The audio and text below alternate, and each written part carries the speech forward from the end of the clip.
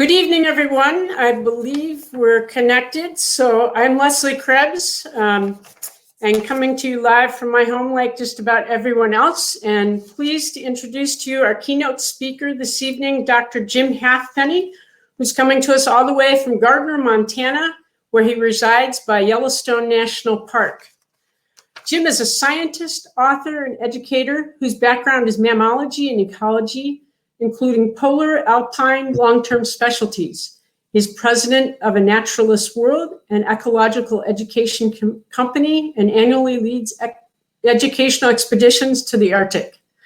Jim has conducted research and led expeditions to the four corners of the world, including both polar regions, the deserts, mountains of China, Africa, and the forests of the tropics. He's a member of the Explorers Club and a Vietnam veteran. Jim is author of many books, articles, and videos, and I will not cite them all, but the theme of large mammals in Yellowstone ecosystem are a common thread.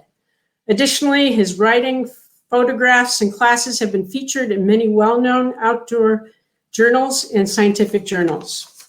Since 1961, Jim has taught outdoor education and environmental programs for state, federal, private organizations, including, among others, Aspen Center for Environmental Sciences, Audubon, Colorado Outdoor Bound School, National Outdoor Leadership School, Nature Conservancy, the Sierra Club, Smithsonian, Teton Science School, Wilderness Society, Yellowstone Institute, various universities and state wildlife agencies, but not to be left out are the Rocky Mountain, Grand Teton, Yellowstone, and Glacier National Parks.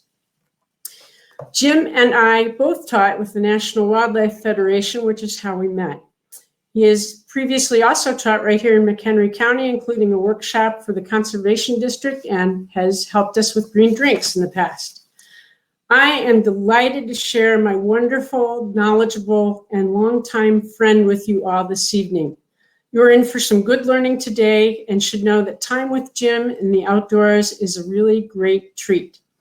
I'm sorry that we can't have you in person this time, Jim, but we offer you our warmest welcome. Take it away, friend. Thank you very much, Leslie, and let's see if we can get a program up and going.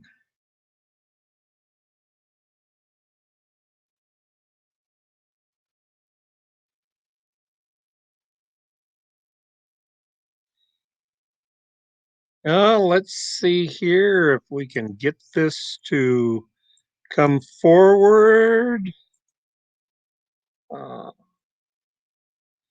There we go.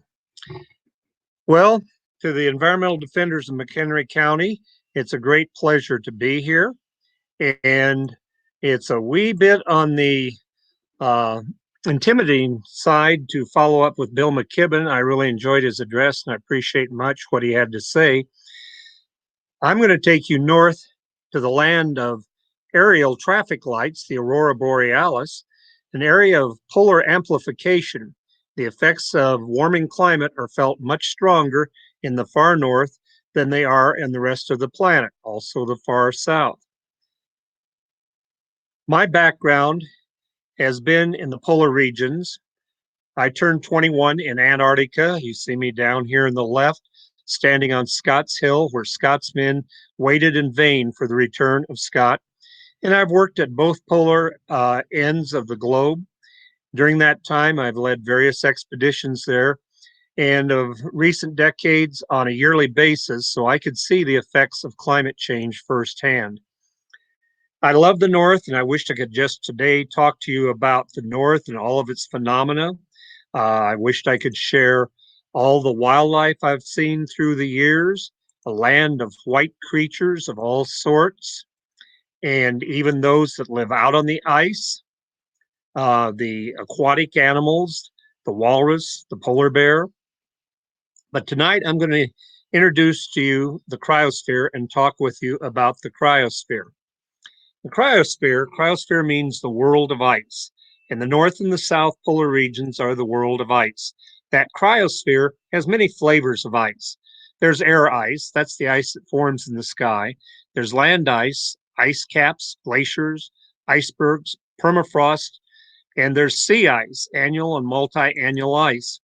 Taking a quick look at these types of ice, in the foreground, we see that there are icebergs with a glacier coming down. And if you look closely up above, the ice cap of Greenland, and although you can't see it underground here in the land, it's frozen permanently on a year-round basis. The land ice consists of ice caps, ice cap of Greenland right here, and ice sheets. The ice sheet, ice caps, those terms kind of used interchangeably, but the real ice caps only exist in Antarctica and Greenland. It's a land of glaciers. From the ice cap, we see the glaciers coming down, feeding down from the top out into the oceans around there. Icebergs calve off those glaciers coming down. Important thing about the icebergs coming from the land is when they melt, they increase sea level, a critical factor that we're worried about in the future. The icebergs can sometimes be very old. Icebergs coming out of Greenland can be easily over 50,000 years old down at the bottom. And so they represent vast storages of water that have been locked up for thousands and thousands of years. The other type of ice up there is the sea ice, also known as pack ice. North of Ellesmere Island, we look down on the sea ice, and the sea ice does not increase sea level. Sea ice simply means that it freezes up one year and melts out another year, and there's no net change in the sea level itself. So the glacial ice becoming icebergs increases sea level, and the sea ice doesn't increase sea level. Now, sea ice, though, comes in two key varieties, annual and multi-annual sea ice. There is great variability in time and space on the sea ice. For example, this is 79 degrees north latitude between Ellesmere and Greenland Islands, and where we were stopped one year on our icebreaker we were headed north in. And the following year, at exactly the same point in time at 79 degrees north, it was open and it was possible for us to keep going. So sea ice has tremendous variability, although it will be annual and multi-annual. Sea ice is where ecology of the North goes on, the packed ice ecology. Underneath the ice, you have all sorts of small microorganisms, fish, seals, bears who live on that area around the sea ice and are able to support themselves and live on the ice. Well, in the far north, we're going to talk about climate change. We might call it climate warming or even climate weirdness, because some places are going to get colder, even though the continents or the globe may be getting warmer overall. Now, I need to thank a lot of people. What I'm going to show you today is products from many, many people, many organizations. Some of the pieces I will show you, they have done a better job of presenting than I can, but they're important things for you to see and to appreciate. First off, I often hear arguments that, oh, we don't know that the climate is warming, that the climate is changing. So I want to go into for a minute what we know with a high degree of confidence. Each year, the Intergovernmental Panel on Climate Change works to produce a 5-year report on the aspects of climate change. Here are the top scientists from most of the countries around the world compiling their knowledge to share with us in a written form. And they're comparing knowledge of things like the weather and climate. Now, for the moment, weather, we'll think about in simple terms, is what happens on a daily basis, and climate is the average of longer terms, the total alarmatory time spans. In the United States, we have what is called the Historical Climate Network, and it features data from 1,500 stations across the United States. These data are averaged, and we use them to put together great maps and studies. For instance, the average daily temperature, annual mean precipitation, annual mean total snowfall. All the countries in the world work in this manner, trying to gather their information on their climate. Although theirs might not be as well developed as that of the United States, we have good data from around the world. We know that with confidence. From that data, we can look at what normal conditions are and say, how much do they depart? Red areas here are drier than normal. Blue areas are wetter than normal for June of 2007. We can look at the mountain snowpack. And in the mountain snowpack, we get information on the data. Again, red is drier than normal, blues are wetter than normal.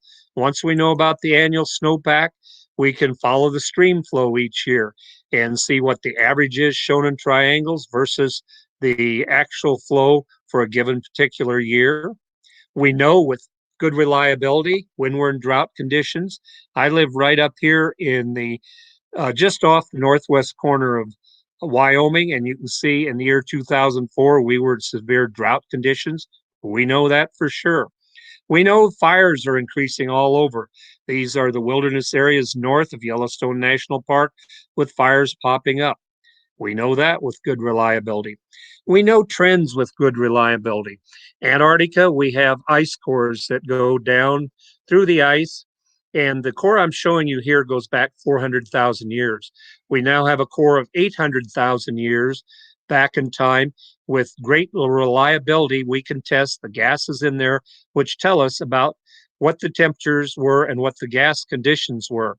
The red on this is the temperature line going back in time. This blue line up above is the concentration of carbon dioxide in the atmosphere. And we see now that the concentration of carbon dioxide in the atmosphere is well over 400 parts per million. These are good trends that we know. We can zoom in on the trends the last 20,000 years. We can pick out things like 10-degree rapid increase at the end of the Younger Dryas as the climate was warming from the Ice Age. We see when the Vikings came, it was a little bit warmer, and a drop of 1 to 2 degrees caused the Vikings to have to leave Greenland and the Viking colonies to go extinct there. We can look at a more recent time where we have data such as tree ring data, and we know that we were colder than average till about 1850, and the climate started to raise in temperature. Now, we run into the golden age of understanding climate with the advent of remarkable, reliable thermometers, and we see from 1860 through to now that the temperature is going up. And from all those stations, the United States and around the world with thermometers, we know this is a data line that is absolute. It's good data. The trends in the last 100 years, we can look at them even more through the use of our thermometers. And we see, look at the United States, the red shows areas where the average U.S. temperature is increased. The size of the circle shows you the magnitude of the increase. And this was the average for the 20th century. Only down here in the southeast did we see a significant area of cooling. Let's deal with atmospheric gases for the moment. And I want to take you to the Mountain Research Station, this gold star, right here in the continental United States. It is run by the Institute of Arctic and Alpine Research and the University of Colorado.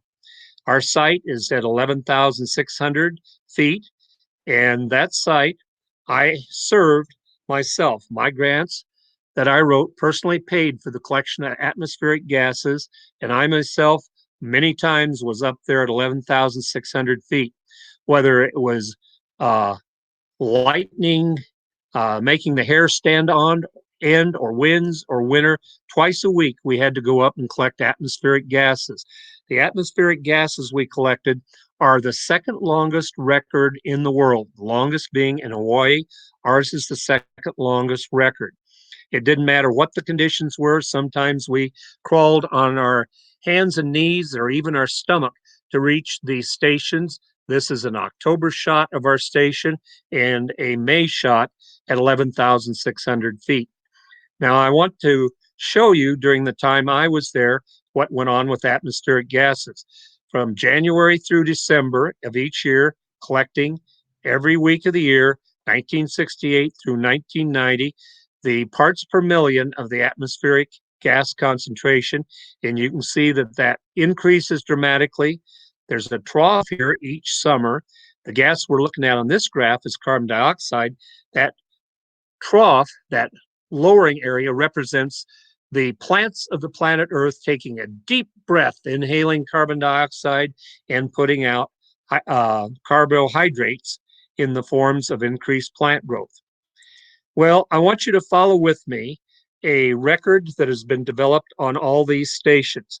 Across the bottom, you will see from 90 degrees south to 90 degrees north.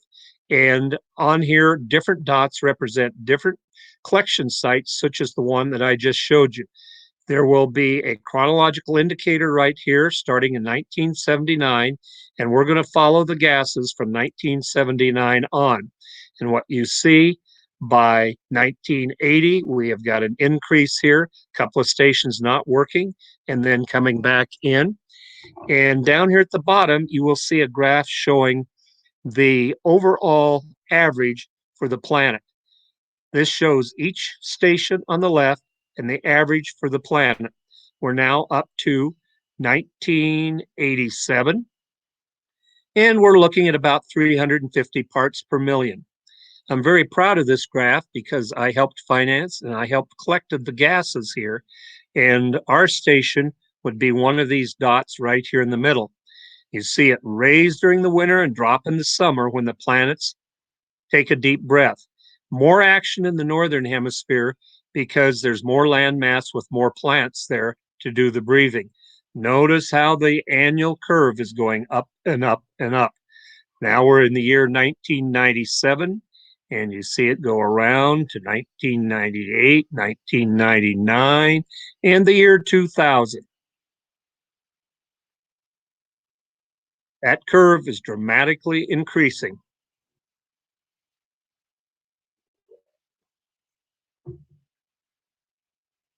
And what we start seeing is occasional stations going above 400 parts per million.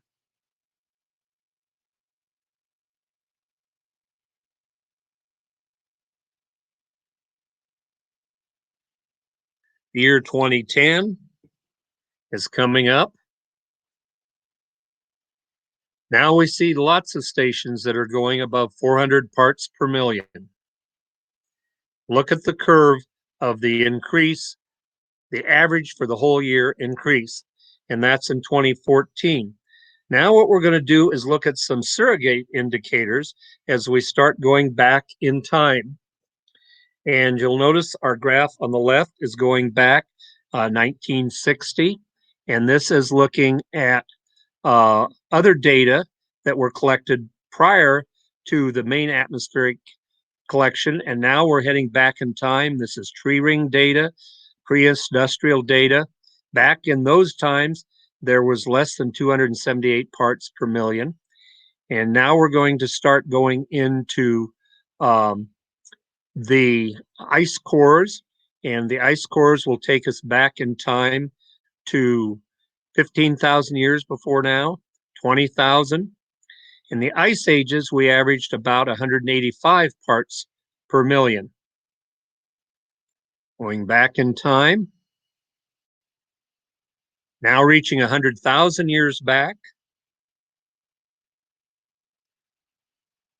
200,000 years, 300,000 years, 400,000 years, 500,000 years, 600,000 years, 700,000 years, 800,000 years. Ice Age, 185 parts per million, and now in 2014, we were up hitting end of 2014 into 2015, 400 parts per million. A large group of people put together this data. This is not the effort of a single person or a single organization, but many, many different organizations to provide that graph you just saw. Well, we recognize 14 greenhouse gases. These are the gases that hold the temperature, the energy in the air, and force the air to warm up. The key one in blue is carbon dioxide. You see it provides most of what we call the forcing each year.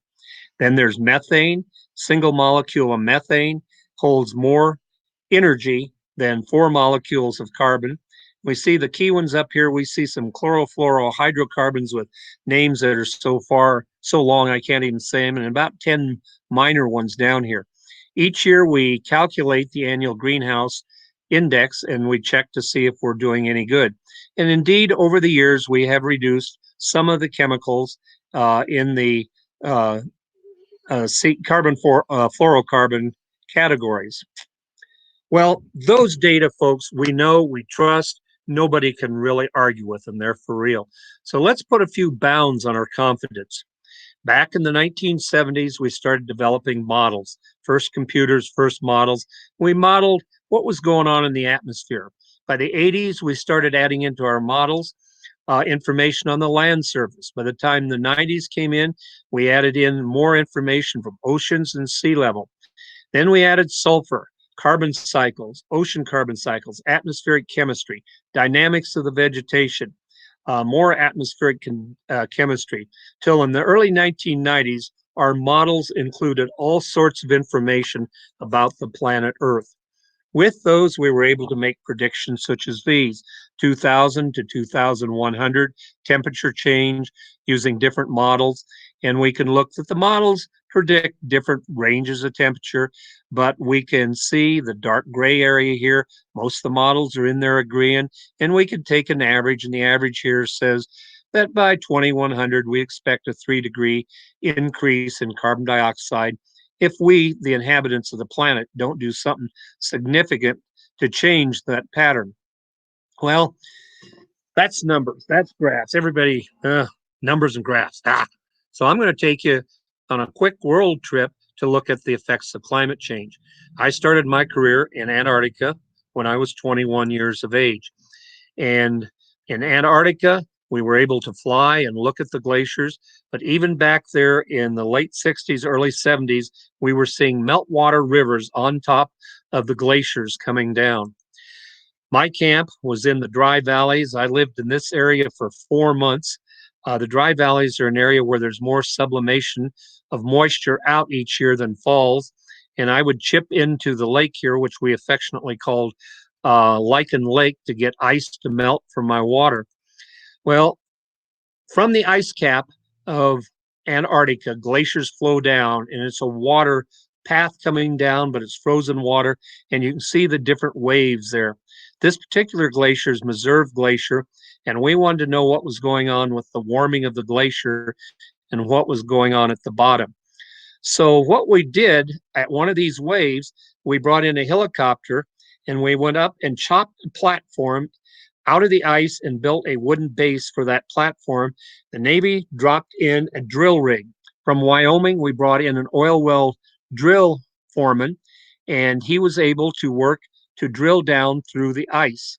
Well, drilling down through the ice, what we found is that the ice, although frozen basically to the bottom at that polar latitude, was warmer than it should be. It was already starting to show some warmth growing there.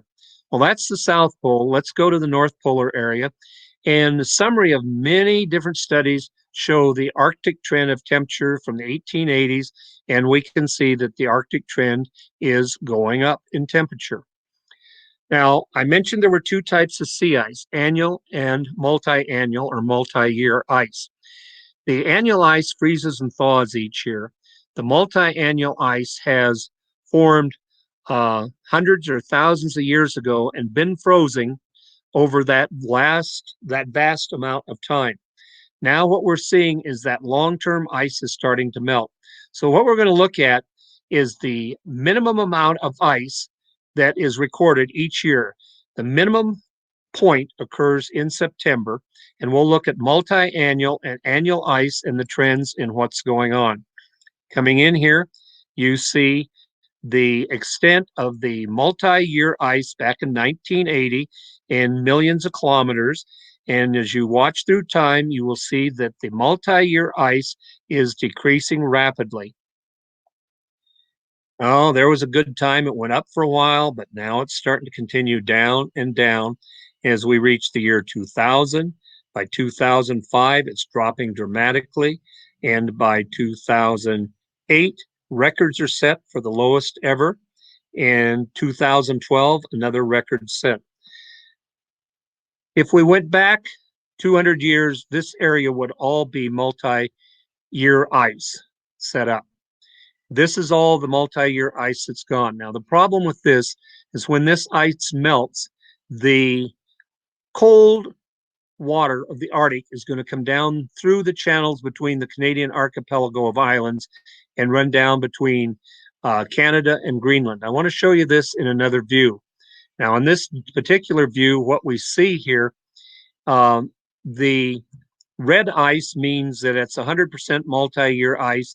As you go from reds down to yellows to blue, you are getting less multi-year ice and annual ice only. Back here in 99, look at the extent of the multi-year ice and how it's melting out and out and out until down here in 2009, 1 decade later, that's all of the old ice that's left in the Arctic. Records were broken. By 2012, the extent of ice in square kilometers in August hit an all-time low. And in 2007, it was almost that, and we've had more records broken since then. Well, let's go to the land ice for a minute here, and I want to show you some work by James Baylog. James was one of our graduate students at the University of Colorado in our Institute of Arctic and Alpine Research.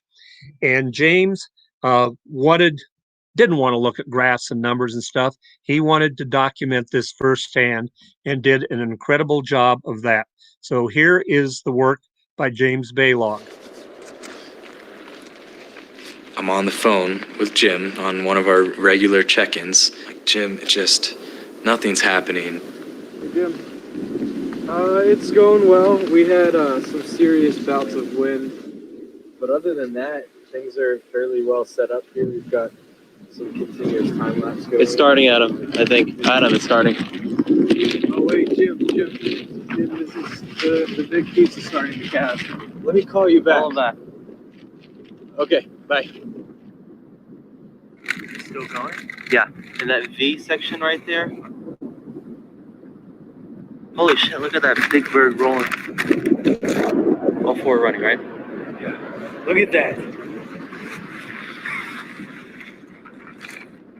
You see how, look at the whole thing.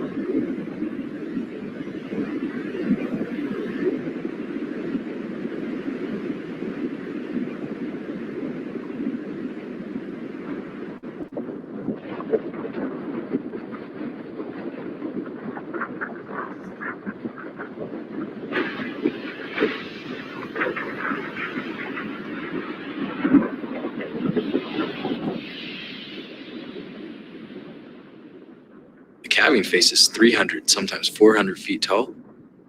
Pieces of ice were shooting up out of the ocean 600 feet and then falling.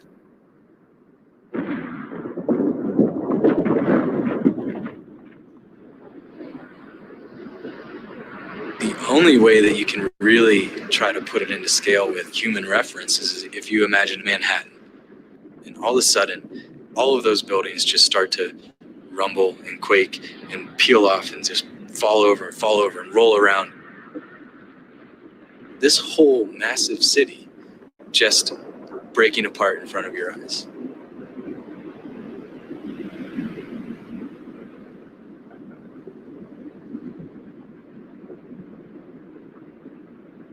We're just observers. these two little dots on the side of the mountain. And we watched and recorded the largest witness calving event ever caught on tape. So how big was this calving event that we just looked at? We'll resort to some illustrations again to give you a sense of scale. It's as if the entire lower tip of Manhattan broke off, except that the thickness, the height of it, is equivalent to buildings that are 2.5 or 3 times higher than they are.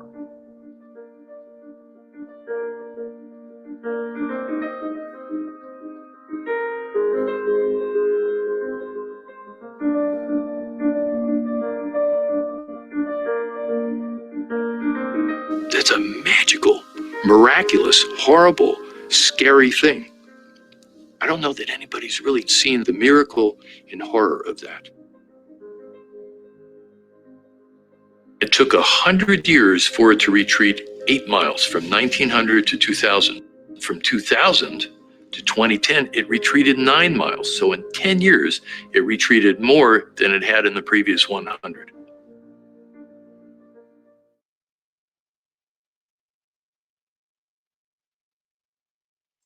I highly recommend that you go to Amazon Prime or other sources and look up Chasing Ice and see the entire video.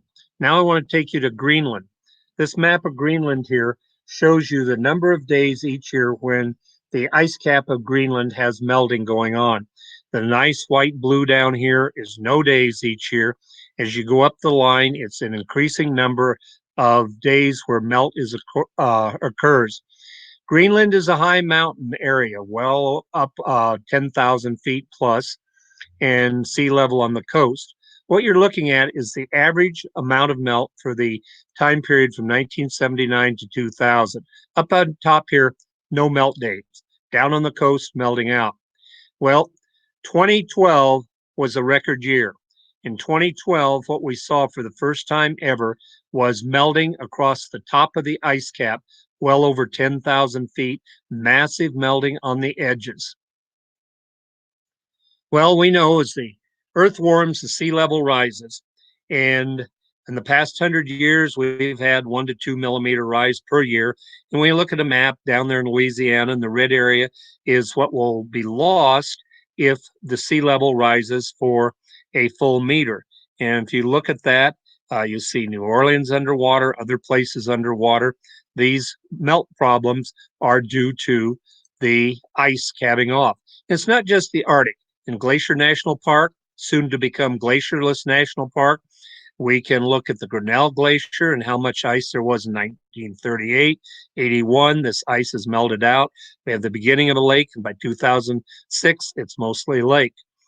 In the Wind Rivers of Wyoming, Fremont Glacier is a relatively level glacier.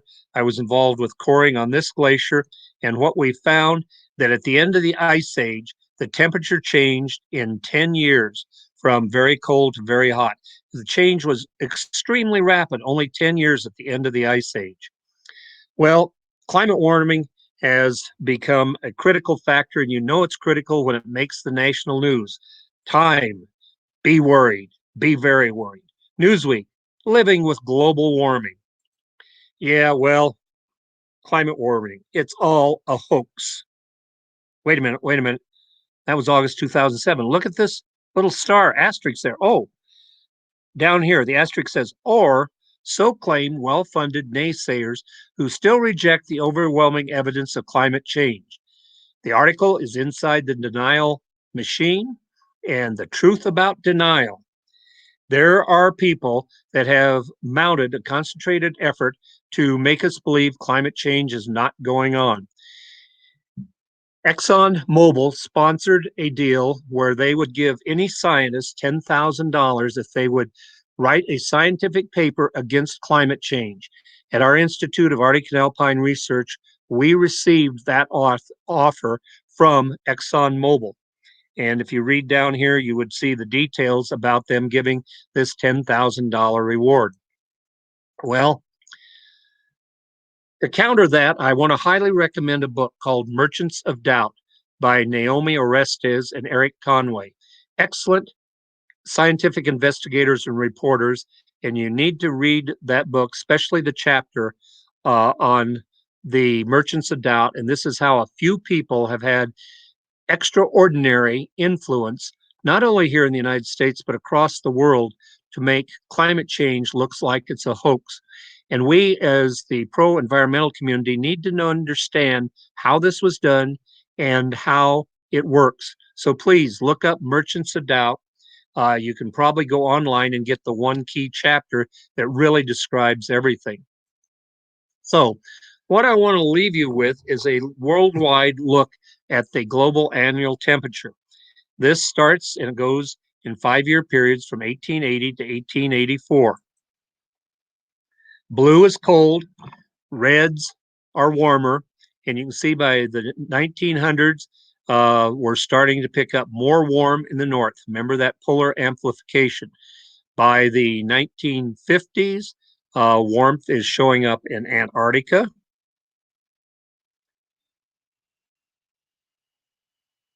And by the year 2014, this is the global annual temperature. Incredible warmth that we've documented through the studies on a worldwide basis. So what can we do? First off, you've got to be an environmental citizen. The environmental defenders, your organization is just such an organization. You've got to be a local conservationist, conserve the environment, recycle when you can. We all know these things, but most of all, I would emphasize you need to be a joiner. Bill McKibben mentioned this too. I found that interesting. You as an individual can't do much. Join at the local level, join at the regional level, join at the national level, join at the international level. Do everything you can to influence your legislators. We need to work, and we can't do it as individuals. You got to be joiners, folks. I wish there were a real positive, bright piece that I could put on this for the end, but the problem is we are in the fight of the planet's life right now, and we are the soldiers of that fight, and we've got to do a lot. And the outcome of the fight is still not known, but it's going to get more difficult before it gets much better. Well, I will end with a little bit of a plea to be a joiner. I'd ask that you consider joining Polar Bears Against Climate Change. We don't want to see the day when the climate is warmed so much that polar bears swim south to feed on the penguins. So please join Polar Bears Against Climate Change. Got to have a little humor to end this program with.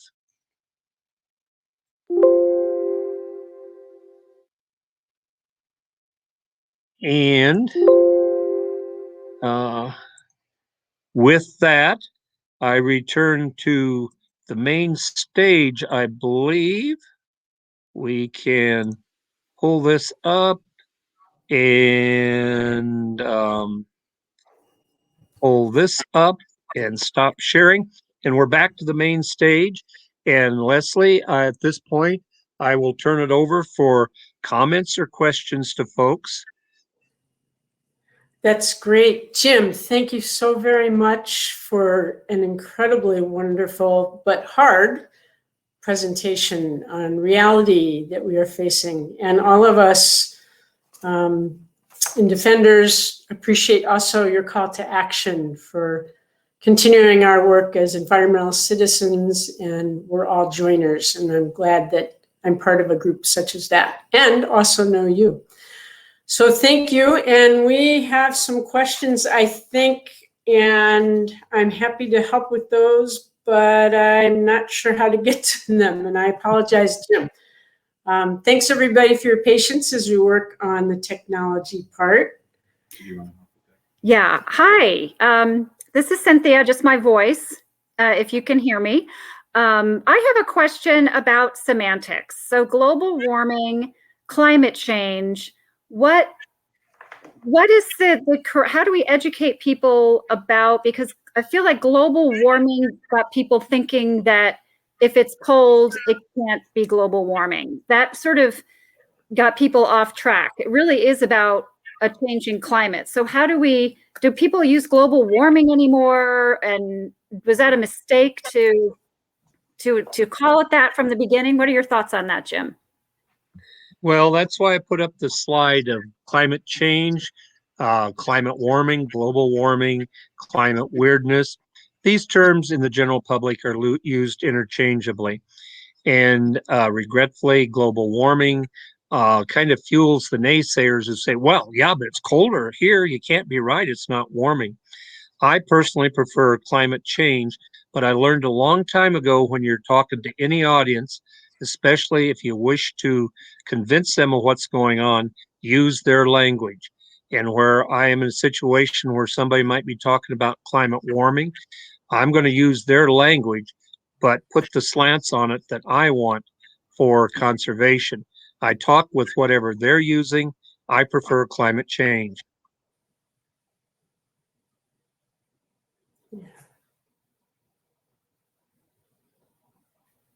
Thank you. And there was a question that came in about how important do you see localizing our food supply is to reducing climate change?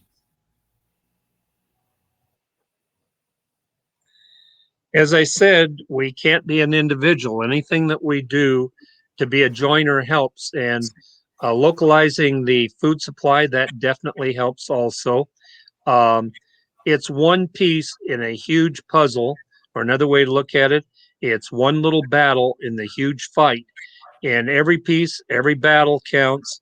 I'm not going to try to put a relative importance on it other than say everything is important that we do. Where you're at, find out what you can do that's important and go for that.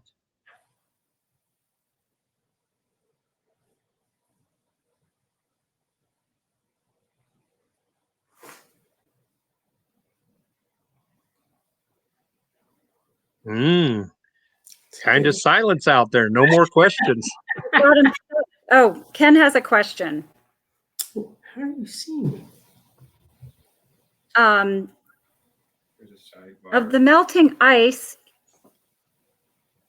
he and his associates have seen, is it better to or worse than in other areas? Example, Larsen B ice shelf melt. I don't know, was I heard? Yes, you were heard there, Cynthia. Okay, I got you. And I would say that our biggest worry is Antarctica because there's far more ice there to melt off over time. But right now, ice melt is probably going on more rapidly in the north. The thing about the north is the sea ice is on a shallow area and it melts very easily. It's a shallow, low elevation area. And the water then splashes up against other ice, melting it, splashes up against glacial tongues and melts it. Whereas in Antarctica, it goes well over 14,000 feet on the Vinson Massif. And that area up high is going to be a lot longer before it will melt. So now we're looking at low elevation melting, Larsen Ice Shelf in Antarctica. Both are going to be important. And the thing to realize is it's not one more important than the other. The thing to realize is that they are additive. And the warming is hitting its hardest in the north first, but we're now starting to pick it up more and more in Antarctica. And there is more ice when we're thinking 100, 500-year scales down there.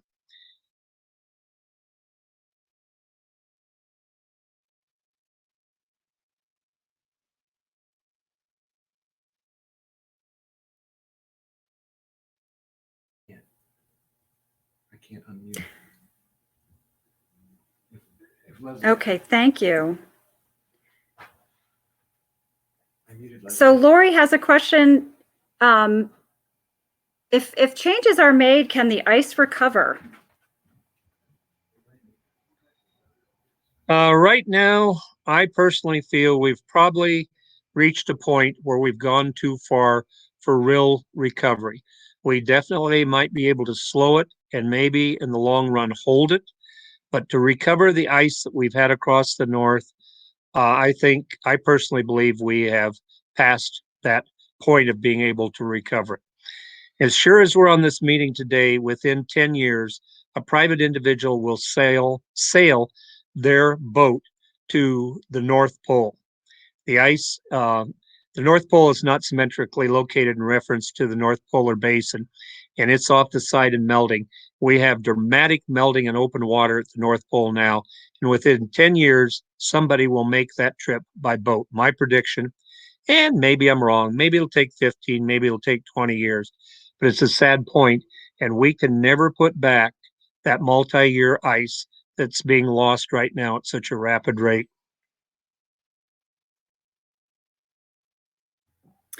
One last question before we start our next phase of our annual meeting. Can you share any specific insights or predictions for the Great Lakes region? Great question, great local question. Thank you. The Great Lakes region is a great local question, but I'm sorry, I have no experience nor expertise on what goes on in the melt up there in the Great Lakes. We're going to have to find ourselves another person to bring in and give a lecture on that. Sounds like a great idea.